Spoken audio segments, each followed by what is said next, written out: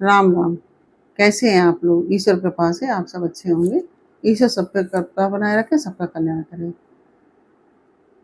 आज मैं बताने जा रही हूँ वनवासियों के राम। भगवान सबके हैं, वनवासियों के भी हैं, वानरों के भी हैं, मनुष्यों के भी हैं, जीवों के भी हैं, सबके हैं भगवान।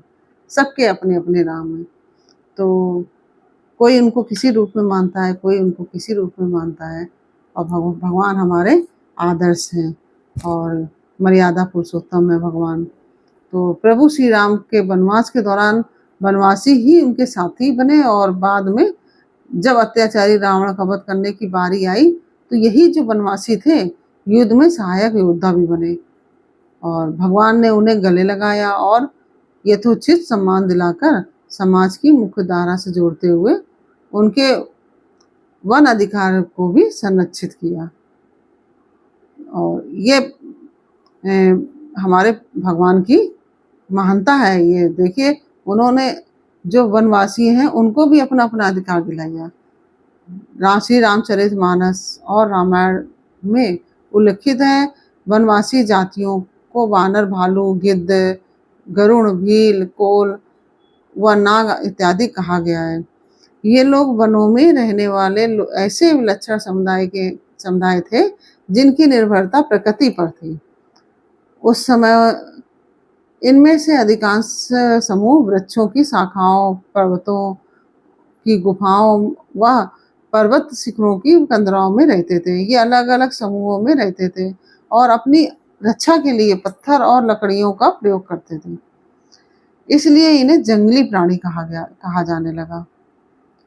इन वनवासियों ने भगवान श्री राम को मिले 14 वर्ष के वनवास के कठिन समय में हर पल उनका साथ दिया। और जैसा कि आप सभी जानते हैं, आप सभी लोगों ने रामायण में भी देखा होगा और रामचरितमानस में पढ़ा भी होगा, तो प्रभु श्री राम ने भी इन सबको अपने साथ लिया और सबके हितों की रक्षा करके उन्हें अपनी पहचान दिलाई। अगर प्रभु श्री राम नहीं होते तो वनवासियों की जो अपनी एक अलग पहचान है वह नहीं हो सकती थी। और प्रभु श्री राम की लंका पर विजय में इन वनवासियों की जो वनवासी थे इन्होंने प्रमुख भूमिका निभाई थी। और जिन वन्य प्राणियों के नाम से इन वनवासियों को रामायण काल में चिन्हित किया गया है, शायद वे अपने समूहों की पहचान के लिए अलग अलग प्राणियों के मुखौटे धारण करते रहे हों। कहा जाता है कि चित्रकूट की धरती पर प्रभु श्री राम ने स्वयं वनवासी के रूप में जीवन यापन शुरू किया। भगवान वनवासी बन के तो गए थे, तभी तो रावण हर बात में कहता है वो वनवासी। तो रावण हर बात में यही कहता था, वो वनवासी श्री राम, वो हमारा क्या बिगाड़ लेंगे। तो उन्होंने जीवन यापन किया और इस दौरान संपर्क में आए वनवासियों को प्रकृति के संरक्षण का पाठ पढ़ाया। इससे वनवासी हर तरह से सबल हुए और प्रभु श्री राम वनवासियों के उद्धारक सिद्ध हुए। और हम सब धन सहित परिवारा, दीख दरसु भरी नैन तुम्हारा, कीन बासुबल ठाऊ बिचारी, यहाँ सकल ऋतु रहब सुखारी। मतलब प्रभु श्री राम जो है वनवास के लिए अयोध्या से जाने और वापस लौटने के दौरान, जब गए हैं भगवान अयोध्या से और तब फिर वापस लौटे, उस दौरान वन यात्रा में कभी निषाद राज के राम बने तो कभी सबरी के राम कहलाए। यही नहीं, बाली के आतंक से पीड़ित सुग्रीव का साथ देकर वह वनवासियों के हृदय में बस गए। और बाली के सुग्रीव के राम बने, हनुमान के राम, ये तो सभी आप जानते हैं। भगवान राम चाहते तो अकेले ही रावण का वध कर सकते थे। क्या वो अकेले नहीं कर सकते थे? भगवान को तो एक दृष्टि डालनी थी खाली उसका वध करने के लिए रावण का। और या वह चाहते तो अपने छोटे भाई त्रिलखन को दुष्ट रावण का वध करने के लिए भेज सकते थे। और उनके सभी भाई रावण का वध करने में ही सक्षम थे, कोई ऐसी बात नहीं कि कोई सक्षम नहीं थे।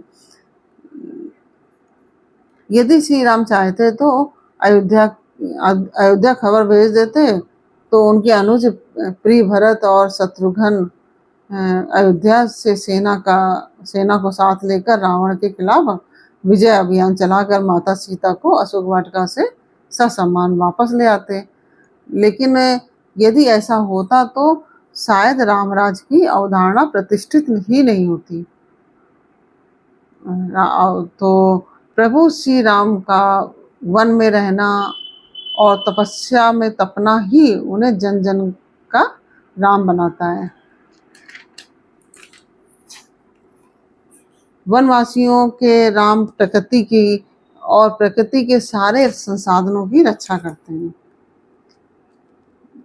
श्री राम चाहते तो समुद्र को पल भर में सुखा सकते थे, लेकिन प्रकृति से उनका प्रेम ही था कि वह उससे विनम्रता पूर्वक अनुरोध करते हैं समुद्र से कि पार जाने के लिए समुद्र से अनुरोध करते हैं। क्या भगवान तो 2 मिनट में सुखा सकते थे? प्रभु द्वारा वन में रहने वाले वनवासियों और जीव जंतुओं की सहायता से लंका पर चढ़ाई करना एक और जहाँ भक्ति से व्यक्ति को जोड़ने का उपक्रम है, वही यह प्रकृति से सामंजस्य स्थापित करने का भी प्रयास है। सामान्य जन को भी उनकी ताकत का अनुभव कराने का प्रभु श्री राम का यह प्रयास उन्हें सच्चा समाज सेवी बनाता है। और वनों में भटकते हुए राम लोकतंत्र के आदि पुरुष और आदि संस्थापक पुरुष भी हैं। वन में रहने के दौरान माता अनसुईया, ऋषि भरद्वाज आदि के आशीष वचन लेकर रामराज की परिकल्पना का मूर्त रूप देते हैं। और वन में रहते ही वो सबरी के पास भी गए। और सोचिए यदि राम वन नहीं गए होते तो निषाद राज को गले न लगाया होता, माता अहिल्या का उद्धार न किया होता, सबरी को नवदा भक्ति का ज्ञान न दिया होता, वानरों और भालुओं की सेना न तैयार की होती, विभीषण को लंका का जीता हुआ साम्राज्य न वापस किया होता, तो क्या श्री राम जन जन के राम, हर जन के राम, हर घर के राम बन सकते थे? भगवान श्री राम सबके राम बने तो इसके पीछे जंगल, नदी, जीव जंतुओं के प्रति आदि उनका समर्पित भाव और उनका धैर्य रहा। इसी से वे जन जन के राम बने। और वन में प्रभु श्री राम ने जहाँ भिलनी सबरी को नवदा भक्ति का ज्ञान दिया, तो वहीं सुग्रीव की पत्नी रूमा को बाली के चंगुल से मुक्त भी कराया और बाद में बाली की पत्नी तारा को भी अभय दान दिया। ऐसे हैं हमारे राम। और ये सभी देखिए, सभी के ऊपर कृपा करने वाले राम हैं। ये देखिए वनवासियों के ऊपर भी कृपा की, सबरी पे कृपा की, है ना। और लंका का राजा विभीषण को बनाया। क्या और किसी के द्वारा यह संभवता नहीं था, यह सिर्फ राम ही कर सकते थे। और यहाँ तक कि सुग्रीव की पत्नी जो रूमा थी उसको भी बाली के चंगुल से मुक्त कराया। और यह नहीं कि बाली की पत्नी को भी उन्होंने, जो पत्नी थी तारा, उसको भी अभय दान दिया भगवान राम ने। तो ये है हमारे भगवान राम।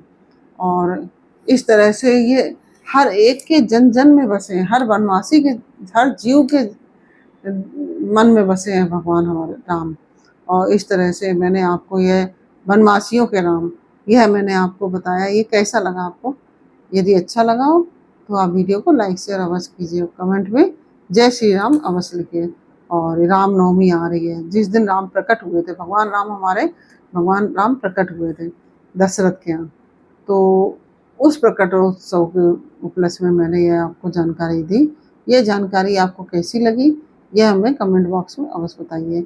अच्छी लगी हो तो वीडियो को लाइक शेयर अवश्य कीजिए और कमेंट में जय श्री राम अवश्य लिखिए। फिर मिलते हैं आपसे अगले वीडियो में एक नई जानकारी, एक नई कहानी के साथ। तब तक के लिए जय श्री राम।